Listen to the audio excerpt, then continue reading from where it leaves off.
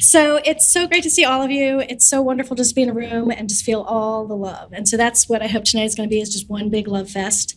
And I'm going to start it out with a little love fest dedicated to my good friend, Willie Parker. So it is my great pleasure to introduce one of my favorite people, my good friend and colleague, Dr. Willie Parker. Through his work, Dr. Parker has chosen a difficult, courageous, and noble path, all in the pursuit of justice for women.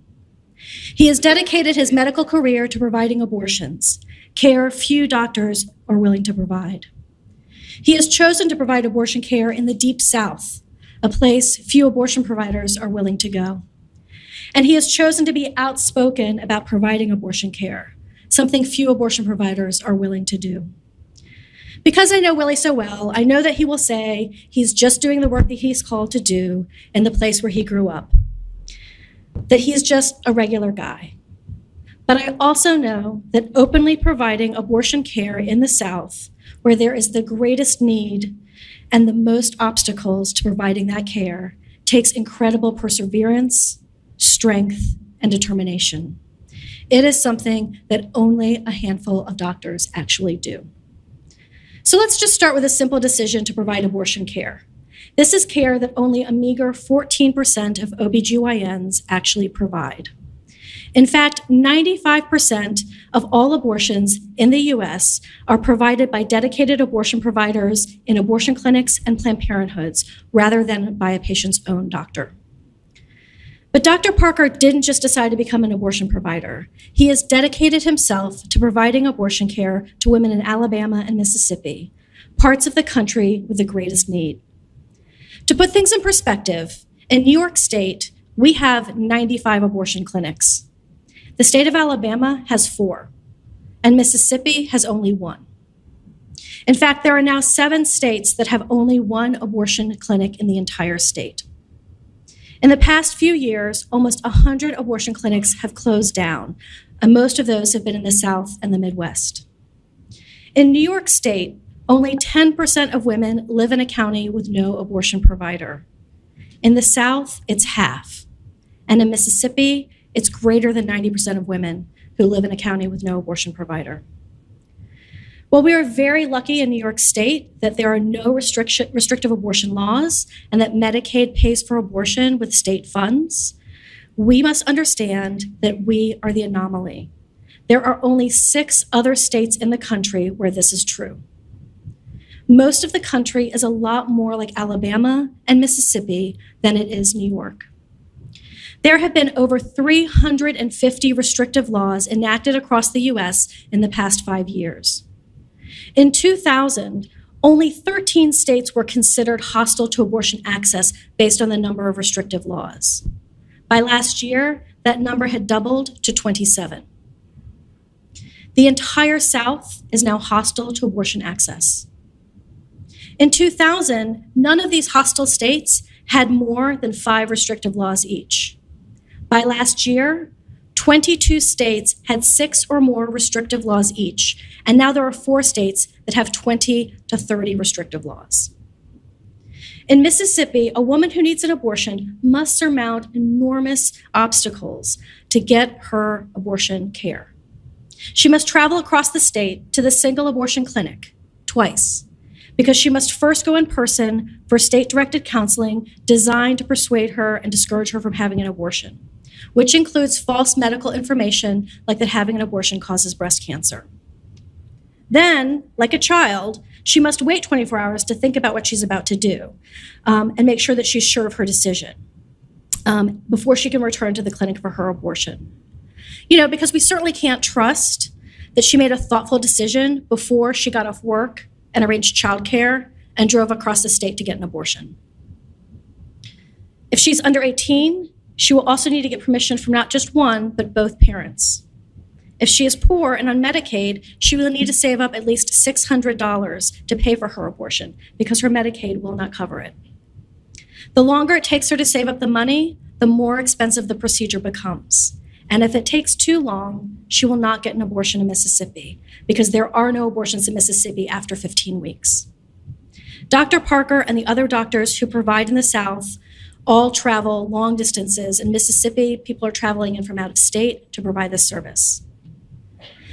As if providing abortion care under these circumstances were not enough, Dr. Parker is also a tireless advocate for abortion access and reproductive justice. Speaking proudly about the moral righteousness of this work, he has become the face of abortion provision in the U.S. And while I am constantly moved and amazed by the dedication, passion, and bravery of all of my friends and colleagues right here in this room tonight and around the country who provide this desperately needed medical care, I can think of no one that I would rather have stand up and speak for us as a community than Dr. Willie Parker. There is no one else who possesses the wisdom, poise, eloquence, and courage of conviction that Dr. Willie Parker demonstrates on a daily basis. And with that, it is my deepest pleasure to introduce my good friend, Dr. Willie Parker.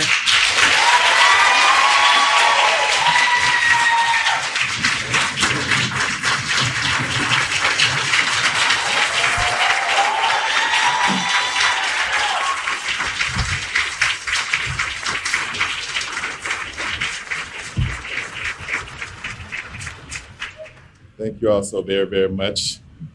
Thank you to my the president of my fan club, Dr. Rachel Phelps. And we have a mutual admiration society. I'm the president of her fan club. And the only thing that I probably could have done better, she describes me exactly, and she's everything she said about me on steroids.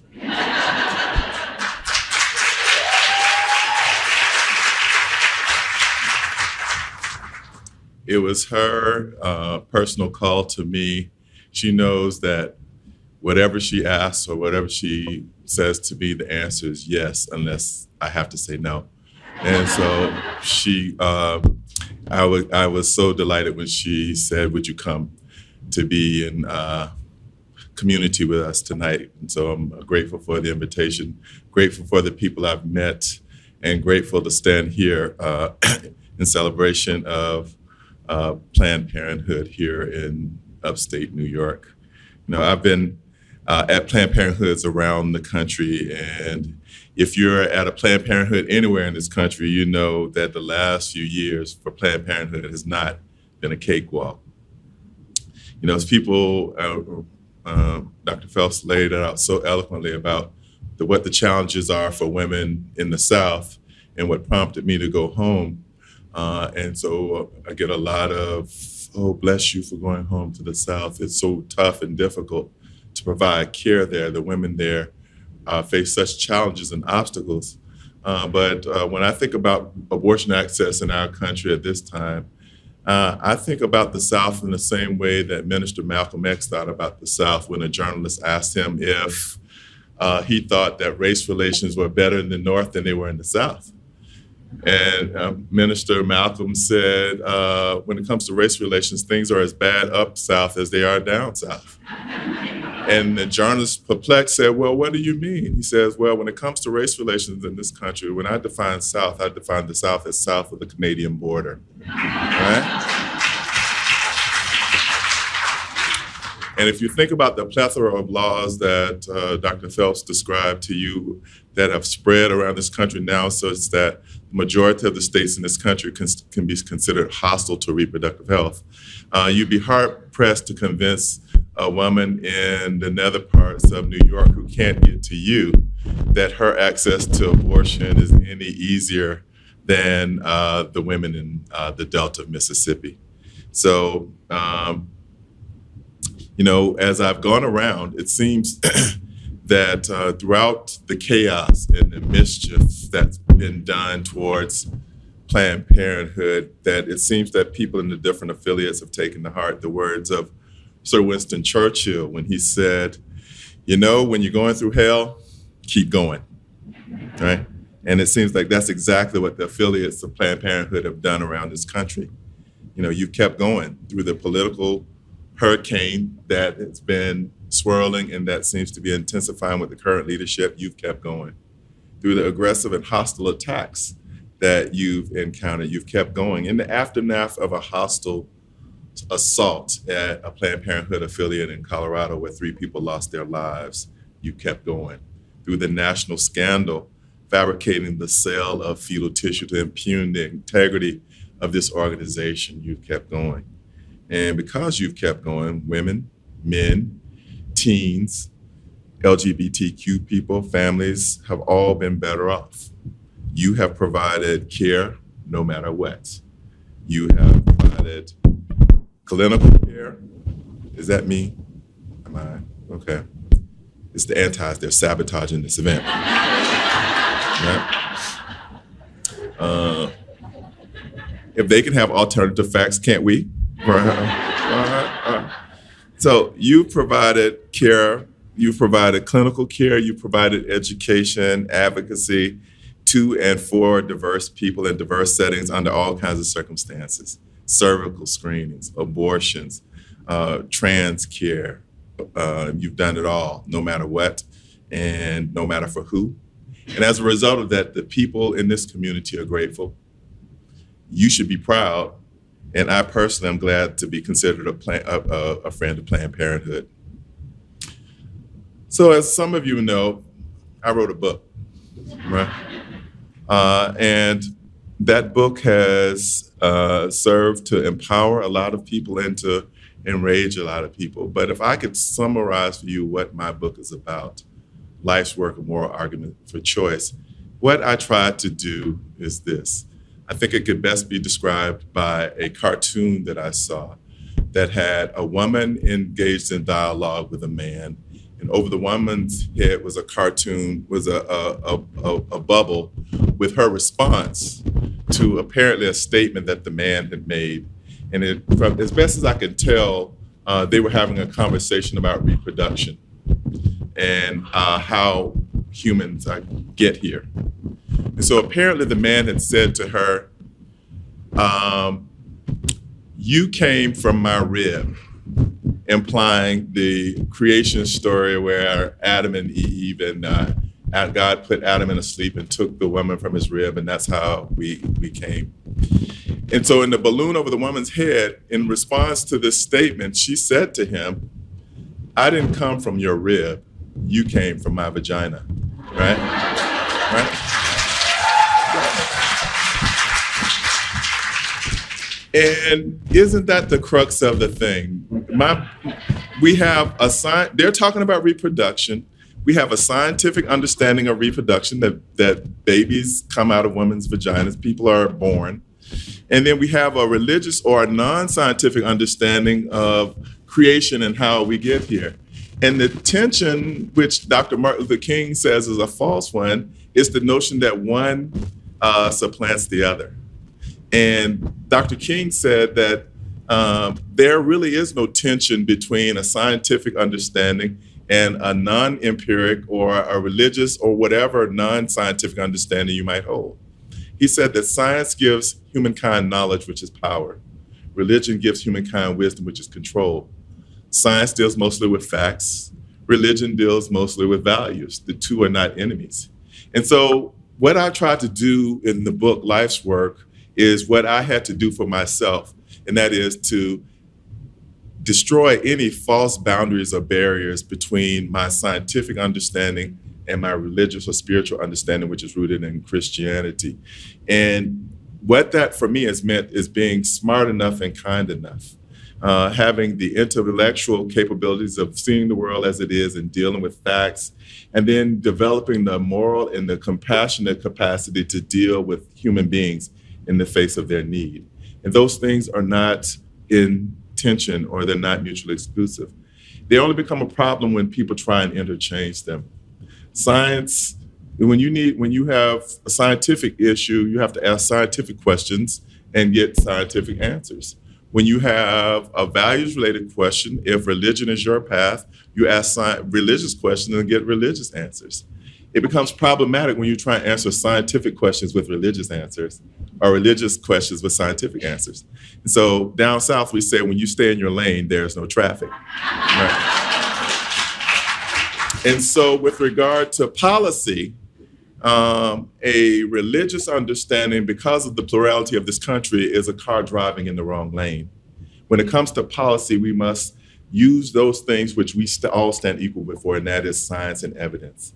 And when we use science and evidence, this late Senator Daniel Patrick Moynihan from the state says that everybody has their own opinion, but nobody has their own facts. And science gives us the facts that we need to create the policies that will help us be healthy and have people live lives that they rightfully deserve.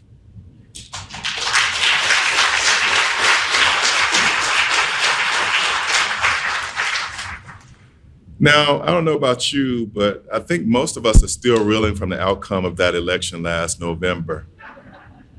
And when I woke up that Wednesday morning in November, and I saw the outcome of the election, my Christian brain reminded me of the words of Job, "That which I fear greatly has come upon me." But my Amy Winehouse part of my brain said, like one of her famous songs, "What kind of fuckery is this?"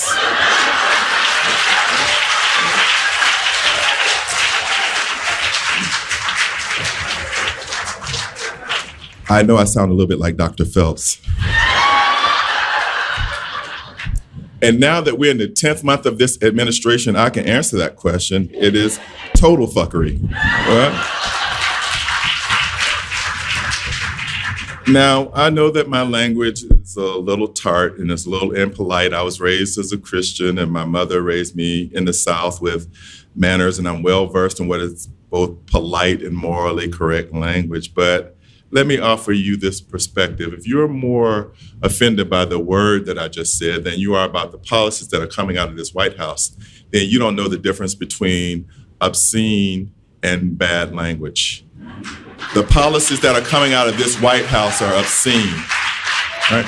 We're kicking people out of the country who are on their way to college, who've checked in routinely with the government to understand that they are not citizens and they have abided by the rules, and yet they have been penalized because their skin color and their language have made them criminals, right? We are criminalizing people because of their religious understanding if they are not Christian. We are talking about undocumented folk, and we are making undocumented mean brown and speaking Spanish as if there are no undocumented Canadians or Irish or French people in this country. So forgive me if you're offended by my language, but if you're offended, you need to recalibrate your sensibilities and be angry about the things that really matter.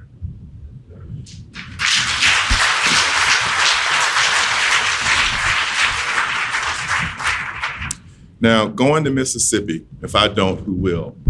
That was the title of an article that I wrote for the National Partnership for Women and Families a couple of years ago, but it was also the question that I asked myself, Rachel, when I was invited to visit Jackson Women's Health Center, Jackson Women's Health Organization for the first time in August of 2011. JHU, as it's known, or the Pink House, because it's the only bubblegum pink abortion clinic in the state of Mississippi. It's the only clinic in Mississippi. But I was invited to visit there by an activist who matched clinics that had facilities, but they didn't have enough providers, and I had expressed a willingness to travel. And that visit occurred 3 months before that state defeated a personhood amendment, and about 5 months before the current governor began his first term, where he declared that he was going to make Mississippi an abortion-free state. And so when they asked me to go, after I had become an abortion provider full-time on the day that Dr. Tiller was assassinated, I was matched. He was assassinated 2 years earlier. I was working for Planned Parenthood as the medical director in DC at the time, but I decided to work in the South. I was still living in DC. I was asked if I would go to work in Mississippi, and my first answer was no. And my second answer was hell no. I had seen Mississippi burning one too many times, and I recall when I would drive through the northeast corner of Mississippi to medical school in Iowa, that somehow I remember when Black motorists would travel, they would travel at night because they didn't want any incidental contact with racist white people because they didn't quite know how that was going to end up. But I remember thinking as I drove the back roads of Mississippi, somehow the night seemed too dark and the trees seemed too tall. But I said that if I was going to say no, that I at least owed it to myself to visit. And when I went, I met the most incredible staff of women of color, most of whom were veterans of the civil rights movement, who had pivoted their work from civil rights to reproductive rights and reproductive justice. And when I was there, just right in my gut, I knew that was the place where I wanted to make my contribution. So I started traveling to Mississippi. Now, it's been said that when you wrestle with your conscience and you lose, that you actually win. And for me, I lost that battle of conscience about 13 years ago while on the faculty at the University of Hawaii in the OBGYN department. Yes, Hawaii, where I lived in a penthouse apartment overlooking the ocean. And I still own that apartment. But sitting there, living in Hawaii, having grown up in Alabama, the belt buckle of the Bible Belt, I had a traditional understanding of religion and spirituality, which in the South meant that I was a fundamentalist born-again Christian, starting at the age of 15. And then for a short time, I was a boy preacher, a lay minister. And what that meant by why I describe myself that way to help you understand that my religious understanding predated the whole pro-life, pro-choice narrative of the religious right. And so what that means is that I wasn't formally taught that abortion was wrong. But it was sort of implied that if a woman in my community, whether she were a teen or a single mom, that she was obligated to continue that pregnancy. I'm sure women had abortions, but I had never heard a conversation about abortion. And then being born male and being raised as a boy in the South, and one who in deference to my Christian understanding, was abstinent until my adult years, that meant that I was not at risk of impregnating anybody or having an unplanned pregnancy. So what that meant was that I cruised all the way through college and medical school, all the way to my residency, not having thought critically about what it meant to be a Christian, which I'd been since age 15, and a women's health provider, and what to do now that there were people who were saying that abortion was murder and that you shouldn't provide that care. And so I had to make a decision about how I was going to reconcile these two identities after 12 years of practice. And just as my inability to perform abortions because I was encumbered by my faith identity, that through a similar path, I had to, through my faith identity, come to understand why it was imperative that I provide this care. And for me, that happened while listening to a sermon by Dr. Martin Luther King, sitting in my apartment one day after I'd been told that an administrator in my clinic, where I was responsible for poor women who had enjoyed access to abortion care since 1970, when Hawaii was one of the first states to legalize abortion, we were now being told that we couldn't provide care for those women. And before that, I could always punt. I lived in a community where there were no abortion services. I hadn't received any formal training during my residency because I trained in Cincinnati, and one of the first Planned Parenthoods that was bombed in Cincinnati. And so I had been able to cruise through, but now I was cornered in terms of I was forced to do a values clarification about what it meant to have a faith identity and to be told that I can't provide one of the most essential services that now 1 in 4 women will need in this country by the time they're age 45. And so for me, while thinking about what to do in the context of what to me felt like an injustice to the women of Hawaii, I was sitting on my couch listening to this sermon by Dr. King, and it was his very last sermon. Most of you know it as the Mountaintop Sermon. He preached it on April 3rd, 1968.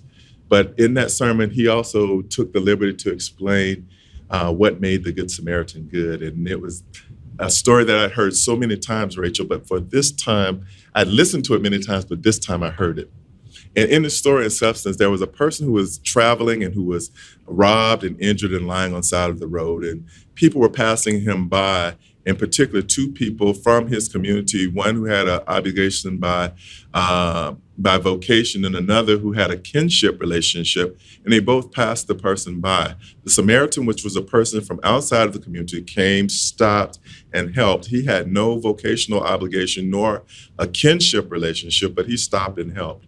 And according to Dr. King, Jesus said of those 3, only the Samaritan was good. And Dr. King said that the reason the Samaritan was good was that whereas the other two men passed by and were more concerned about what would happen to them, the Samaritan reversed the question of concern and asked, instead of asking, what will happen to me if I stop to help this person, the Samaritan asked, what will happen to this person if I don't stop to help him? And that story hit me in my gut, and it flipped the polarity of the questions that I asked of myself about my relationship between being a women's health provider and whether or not to provide abortion. The original question had been, is it right for me as a Christian to provide abortion? But with this story about having more concern about the well-being of people who are relying on you for help, the polarity of the question was reversed. And so the question became, is it right for me as a Christian not to provide this care? Is there something about women in need with regard to controlling their reproduction that places them beyond the reach of the compassion that my Christian identity called me to? And what I came to conclude was that I had been merely observing patriarchal customs that had been placed inside of Christianity, and that there was nothing doctrinally or in the sacred text that spoke about abortion at all. And to observe those customs for me was a form of cowardice, because it meant that I became more concerned about what my Christian relatives, brothers, and sisters might say than about what was really calling me to act, and that was acting on behalf of the women who presented to me for care. So I, as a result of that understanding, became willing to provide care because I decided that it was morally right for me to provide the abortions because I'm a Christian, not in spite of that identity. And so I left Hawaii, where the white stuff under my feet was sand, and moved to the University of Michigan, where the white stuff under my feet, on top of my feet, and up to my knees was snow, to obtain the skills so that my willingness to help would always be superseded by my ability to help. I didn't want to be more willing to help than I was able to help. And so that meant that I acquired this skill, and now I ultimately am back at home in the South providing care, where it prompts me on a routine basis to see women like a 35-year-old mother of 5 who had a 2-year-old who had recently succumbed to a childhood cancer. And she presented to me at 9 weeks pregnant, and she said to me during her counseling that I don't have the emotional or economic wherewithal to take care of another child right now. It means that I've seen a 15-year-old young lady who had aspirations to become a doctor, who was 10 weeks pregnant, who was being parented by her grandmother, and they were living in abject poverty. And in order to have her abortion, her grandmother sold her couch to pay for the abortion. It means that I saw a 37-year-old mother of 3 who had been diagnosed with breast cancer during that 3rd pregnancy. She had delivered, and during her recovery, she presented for her reconstruction, only to find a recurrence of her breast cancer, and she was 9 weeks pregnant. And she had been told that she needed to terminate that pregnancy. And she told me that I'm terminating this pregnancy so that I can get the chemotherapy to be around to take care of the 3 children that I already have. And I cite the stories of these women to make sure that we never lose sight of the fact that all of the people who are debating and the policymakers who are indifferent, as working at Planned Parenthood, is about women. All of them matter. People matter. And we should never lose sight of the fact that we're empowering people to make decisions about their lives, and that is important.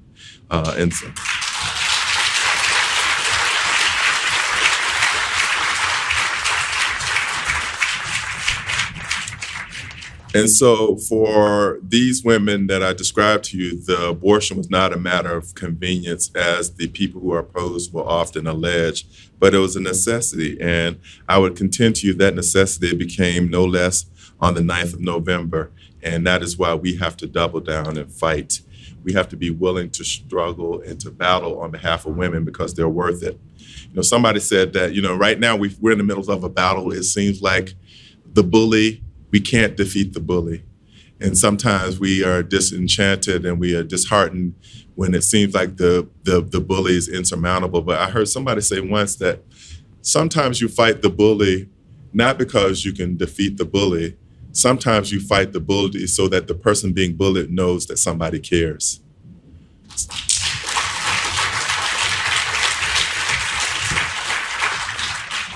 So if for no other reason, we have to decide that women are worth it, and we have to fight incessantly for their dignity and their rights to health and well-being simply because they're worth it. And that means that we have to be indifferent to who's in the White House. I would offer you the logic of a very famous resident of Rochester, the late, great Mr. Frederick Douglass. And I'm just saying late and great so that President Trump will understand that Frederick Douglass is no longer with us. But what I want to highlight for you is the relationship between Mr. Douglass and President Abraham Lincoln to kind of suggest to you that the struggle for freedom and justice doesn't depend on who's in the White House. Now, Mr. Douglass was a frequent visitor to the White House because he was the only African American or the escaped slave who had audience with the president. And it was his conversations and his relationship with the president that led to the Civil War. But I'm sure that it did not matter to Mr. Douglass, who was in the White House. He was no less committed to the freedom of enslaved Africans. And I'm suggesting to you, if part of your disappointment about where we are politically is based on the fact that you're disappointed that Senator Clinton is not in the White House.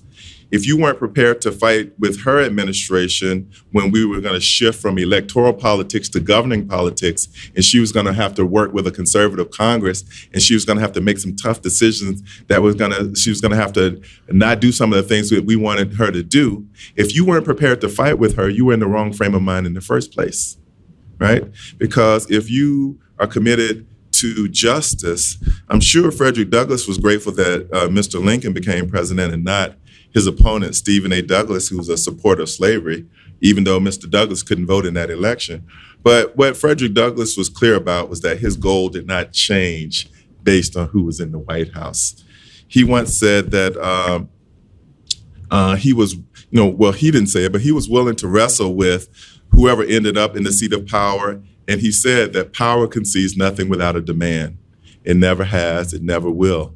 Those who want progress but who deprecate agitation are simply people who want crops without plowing the ground. He went on to say that the struggle may be a moral one, there may be a physical one, or it may be both, but it will be a struggle. And he also said something that gives us the perspective that we should understand that how hard we have to be willing to work. He said that you may not get everything that you pay for, but you will certainly pay for everything you get, right? And so we have to understand that women are worth it, and we may not get all that we fight for on their behalf, but we must fight for everything that we're going to get for them. So what I'm trying to say here is that if we're really interested in preserving and creating reproductive and human rights, that we have to always make demands of power. Mr. Douglass was clear about that, and he said that anybody who's interested in change has to be clear about that. In terms of, some of us think ourselves to be apolitical or beyond politics. The Mahatma Gandhi said that if I take part in politics, it's only because politics encircles us today like the coil of a snake, from which no one can get out no matter how much one tries. I wish, therefore, to wrestle with the snake. In electing a president, what we have to convey to this president is that when in this country, we do not coronate a king or a queen. We elect a CEO, and that person serves at our pleasure, not the other way around. We have a president right now who sees the world and the government as a big company and a reality TV show. He thinks that he can simply say, "You're fired." And we now have to make him aware that we didn't sign up for his show, and that we will not simply read our lines, and soon enough we'll be saying to him, "You're fired."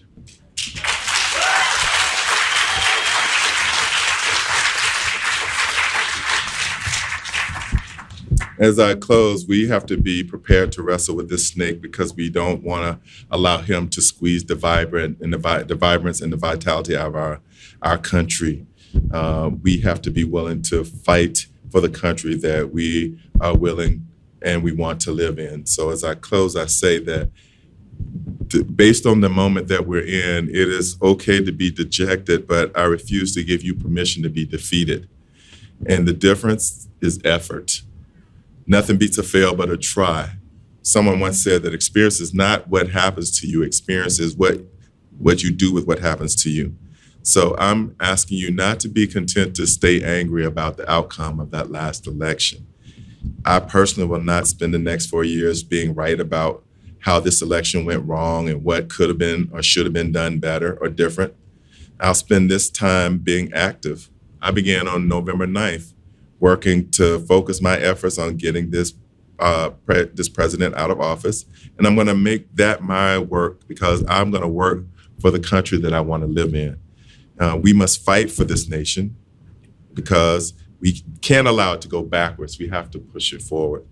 We are a nation of immigrants, people of color, of white people, of LGBTQ people, of poor people, of wealthy people. And as Dr. King said, science has made of this world a neighborhood. Now we have to have the ethical commitment and the political resolve to make of it a brother and sisterhood. So as I close, let me say, this is what political progress looks like. First, get mad, check. Get active. New York is great, right? But it can always be better. And New York has been a beacon and a sentinel state for pointing the way around what progressive policy should look like, but you can always make it better. And so that's about New York in general. But in particular, in every place where Planned Parenthood is, Planned Parenthood should continue to lead the way for what healthcare should look like for all people in this country, so because everybody deserves care, no matter what. And a good start is your presence here tonight. So thank you very, very much.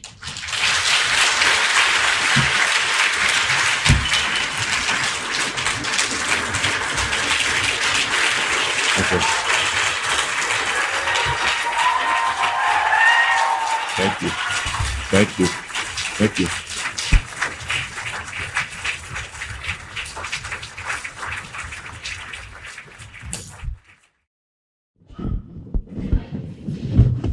Oh, glad I don't have to speak after that. That was amazing. Lights? Thank you very much. Can we get some lights? Thank you. I want you to enjoy my sparkly eyeliner. Which I might point out matches her dress. Well, thank you very much, Dr. Parker. I'm going to start out with a quick question to level set. I know many of you in the audience know Dr. Phelps, but I just want to give her a second to share with the group, for those of you who don't know her, why did you decide to become an abortion provider? Yeah, so, interestingly, my story parallels a lot of sort of this epiphany moment to Willie's. And so when I decided to become a doctor in college, I wanted to be a doctor because I felt like that was something that had power, that I saw the world as being an unfair place, and that I wanted to become a doctor for social justice reasons. And because I felt that, one, as a doctor, I would have influence and people would listen to me, and two, I would have a desperately needed skill that was unevenly distributed in the community and in our country. And that by having those two things, I would have a lot more power to try to make the world a better place and to try to make the world a fairer place. But I actually was not interested or involved at all in reproductive rights. All the work that I did in college was around poverty, homelessness, domestic violence. I worked for Habitat for Humanity, that kind of thing. And in my head, I sort of imagined myself being like a homeless doctor. Not being homeless, but taking care of homeless people. And so it was but having said all that, I was a very strong feminist. I was absolutely pro-choice. I just didn't see it as a place that needed my help. I didn't see there being a need. And so the spring before I started medical school, I went to the March for Women's Lives in DC. I drove down with my best friend, Kathy, from Penn State. And I met my mom there, and we marched, and it was this beautiful spring day. This was back in 1992, so not the last one, the one before that, because I'm old. And And so, we did this whole march and then we're sitting in the grass and I'm thinking to myself, I'm about ready to start medical school. Like, would I ever do an abortion? And just as I'm sort of considering this, my friend turns to me and says, you're starting medical school. Do you think you would ever do an abortion? Or do you ever think you'd do abortions? And my answer was no. I mean, I said it out loud, no. I was like, no, I don't think so. And, not for religious reasons, but really just for I don't know. I mean, I'm totally pro-choice and I believe women should have access to this, but that just sort of seems like complicated and difficult. And I mean, there's plenty of people to do that. I don't know that I really want to get involved, right? People might not like me.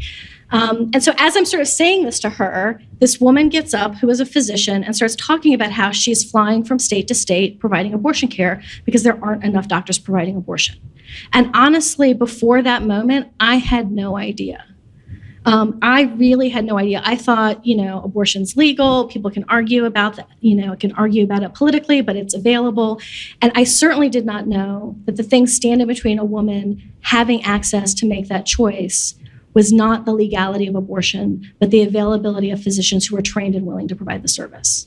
And so in that moment, sitting in the grass on that day, I completely changed my course of what I was going to do. I decided I'm going to become an abortion provider. I'm here at this march. I believe women have a right to do this. And this is even a more compelling thing for me of a need, of an unmet need, of something that I'm going to have the power to make a difference in. And so I started medical school with the intention of becoming an abortion provider.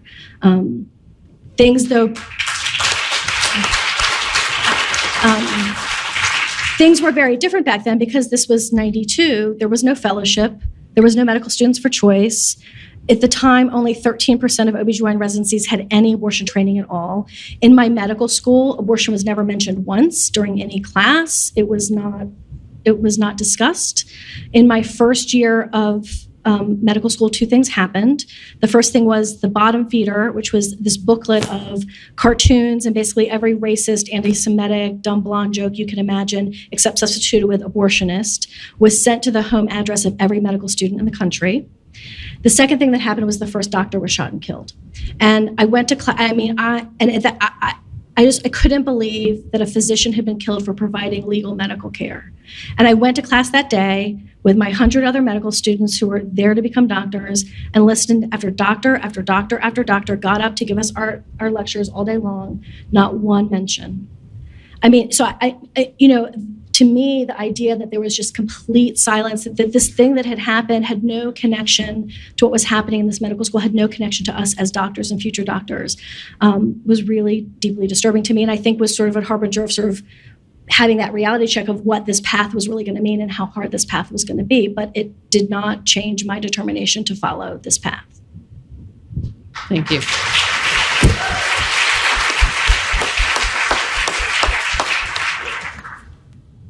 So this question is for both of you. What went into your decision to come out publicly as an abortion provider, and why is it important for you to be vocal about and talk about your work in this area? So when I left Alabama at the age of 18, I was of the impression that Alabama was a better place to be from than to be in.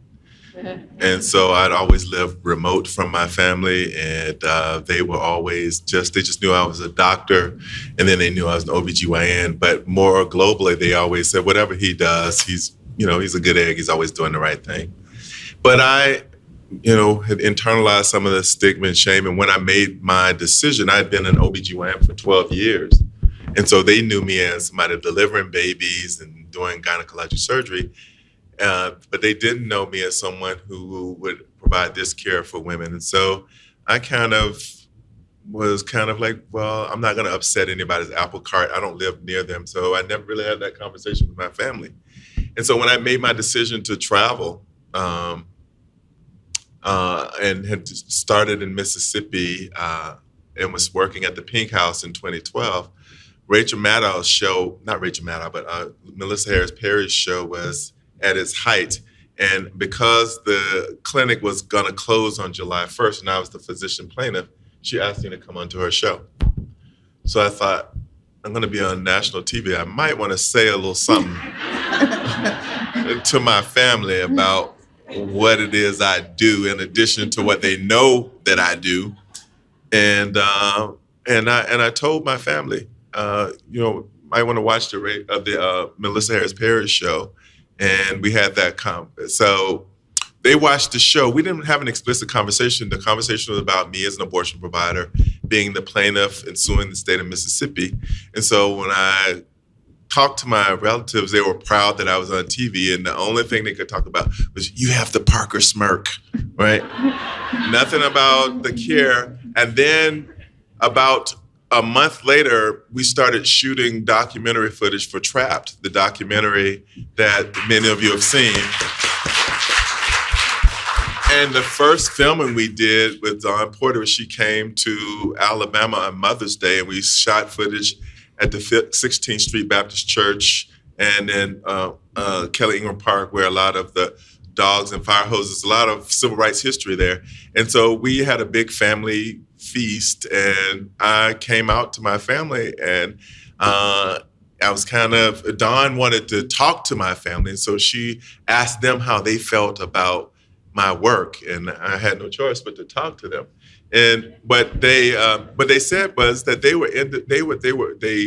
he's our brother, we love him, we support him, and we would kill anybody who harmed him. But they also said that they were independently supportive of women's rights to have abortion. That's nobody's business. I found out that some of my relatives had abortions. And what it said to me was that, one, I was extremely proud that my family independently had become supportive of the human right of reproductive control. But it also said to me, because of stigma and shame, I have foregone their support for years in anticipation that they would be opposed to what I did. So I decided that I didn't want to live in the shadows. And I decided that if I were going to live authentically, I had to accept myself. And I had to be willing for people to reject me. And I had to be convinced that it was more important to be hated for who you are versus being loved for who you're not. And so rather than being tyrannized by my imagination that people were going to hate me, I now don't have to nurse. It's not a secret that I have to hide. And I sleep very well. Thank you very much. That's terrific. It sounds a lot like my own coming out story, only for a different thing. Sure. Dr. I Phillips. said that once, that, to being straight but not narrow, I said coming out as an abortion provider must be what it's like for somebody to come out of the closet if they're LGBTQ and, living their truth. And then somebody who had a gay sibling said, well, it's not the same. And I got dressed down, but I think it's the same.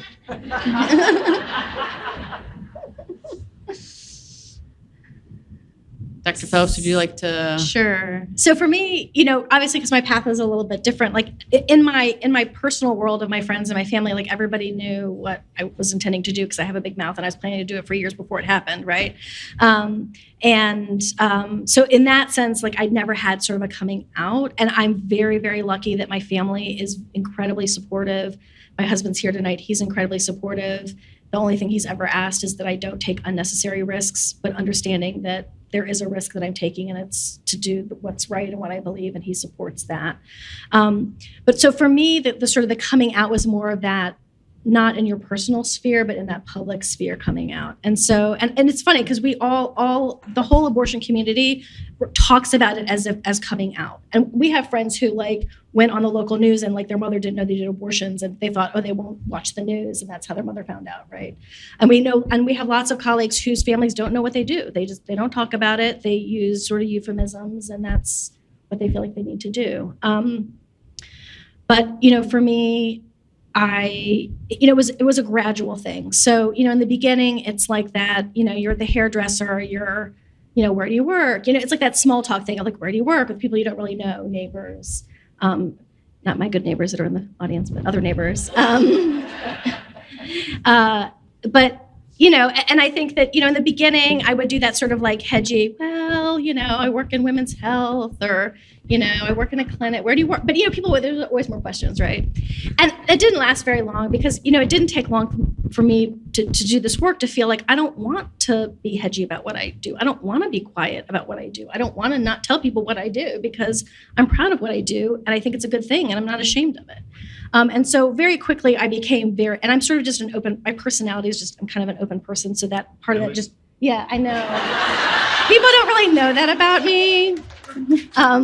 But that was also just sort of part of who I am. It's like, I'm not somebody who's going to keep things secret. And so for me, like, that was sort of a gradual process, and in a lot of ways was very protective, because when things happened later on, like, Operation Save America came and was in front of my house, they didn't have the power to out me because I was open about what I did, and my entire neighborhood knew what I did, and were like on dog patrol walking by my house and like texting me to say everything was okay. And, and so I had that support. So for me, the really big sort of coming out struggle was the public is doing the New York Times article.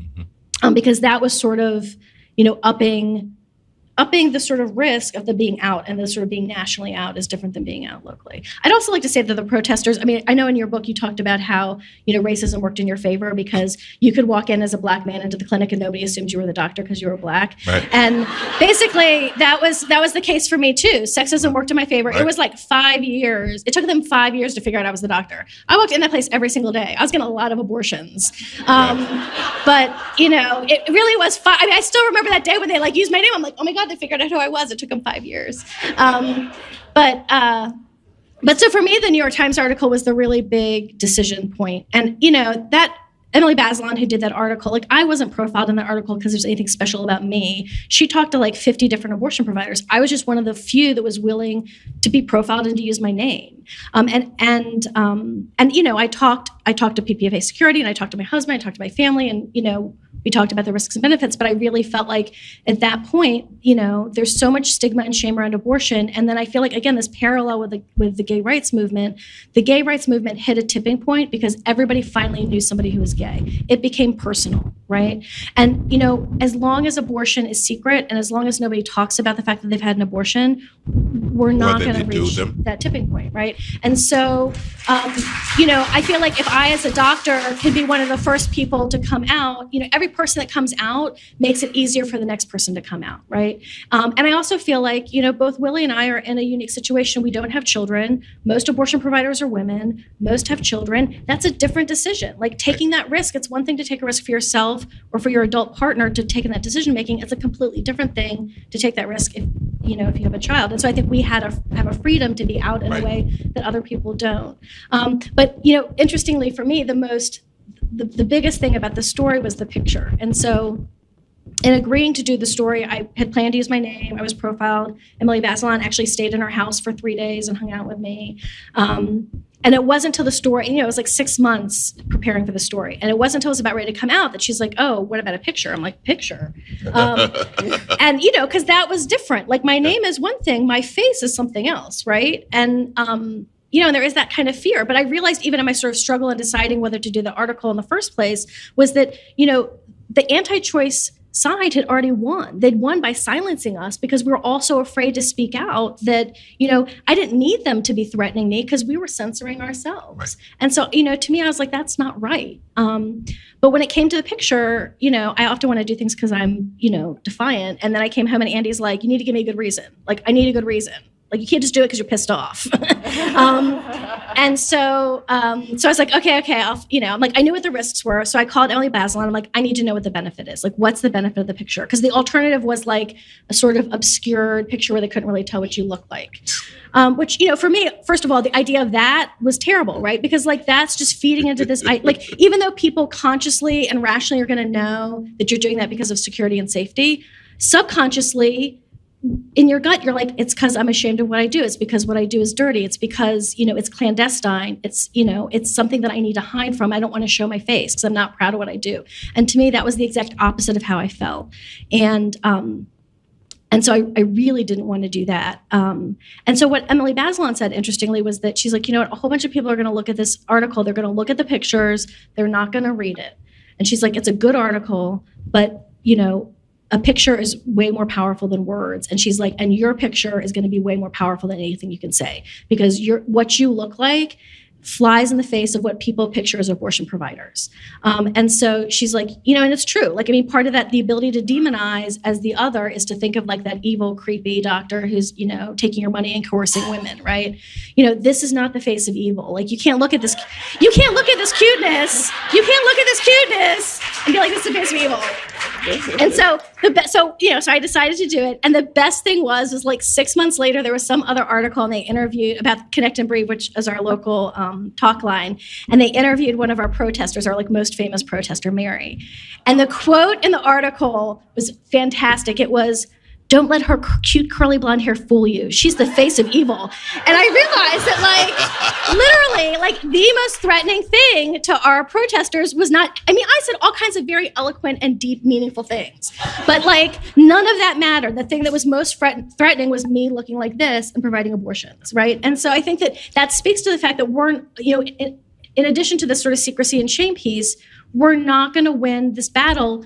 Even though we're right, even though facts are on our side, even though rationality is on our side, we are not going to win the battle on that. This battle is going to be won on emotion, and we need to get more comfortable with using emotion too, because we also have that on our side. Thank you, Dr. Phelps.